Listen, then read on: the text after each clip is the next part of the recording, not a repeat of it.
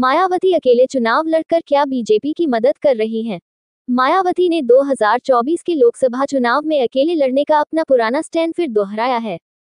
हालांकि उन्होंने चुनाव बाद गठबंधन से इनकार नहीं किया है, लेकिन फिलहाल उनकी पार्टी लोकसभा का चुनाव अकेले लड़ेगी।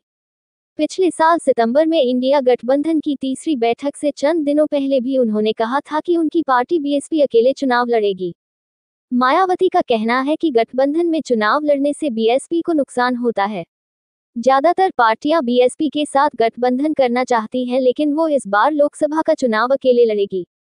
मायावती के अकेले चुनाव लड़ने के इस ऐलान के साथ ही बीएसपी के विपक्षी दलों के इंडिया गठबंधन में शामिल होने की संभावनाएं खत्म हो गई हैं।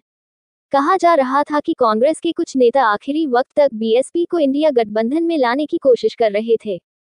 फिलहाल बीएसपी के अकेले चुनाव लड़ने के ऐलान के बाद उस पर एक बार फिर बीजेपी की बी टीम होने का आरोप लगाया जा रहा है। कहा जा रहा है कि इससे उत्तर प्रदेश में चुनाव को बीजेपी को मिलकर टक्कर देने की इंडिया गठबंधन की कोशिश को झटका लगा है। मायावती ने अकेले चुनाव लड़ने का ऐलान कर मुकाबला त्रिकोणीय बना दिया है। क्या उनके इस फैसले का फायदा बीजेपी को होगा? पिछले 2 साल से मायावती के जो बयान और कार्यकलाप रहे हैं, वो निश्चित रूप से बीजेपी को फायदा पहुंचाने वाले रहे हैं। वो बीजेपी नरेंद्र मोदी के कहने पर काम करती है। शरद प्रधान, वरिष्ठ पत्रकार और राजनीतिक विश्लेषक। वरिष्ठ पत्रकार और राजनीतिक विश्लेषक शरद गुप्ता भी शरद प्रधान की राय से इत्तेफाक रखते हैं। वो कहते हैं, अकेले लड़कर वो बीजेपी की मदद कर रही हैं। यही काम उन्होंने 2022 के विधानसभा चुनाव में किया था। कांग्रेस के वोट गिरकर 2% पर आ गए। उसे सिर्फ 1 सीट मिली। समाजवादी पार्टी को भी नुकसान हुआ और बीएसपी को भी। शरद गुप्ता कहते हैं, जब भी अपोजिशन में यूनिटी कम होगी, उससे सत्तारूढ़ दल को भी फायदा होगा। मायावती का ये कदम साफ तौर पर बीजेपी को फायदा पहुंचाने वाला साबित होगा।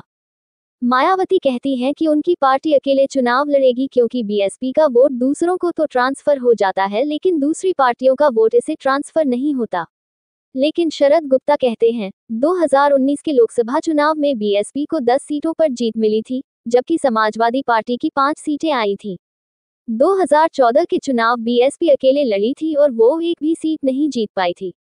इसलिए उनका ये कहना गलत है कि बीएसपी का वोट ट्रांसफर होता है, दूसरों का नहीं। ऐसा नहीं होता तो बीएसपी 0 से 10 सीटें पर नहीं पहुंचती।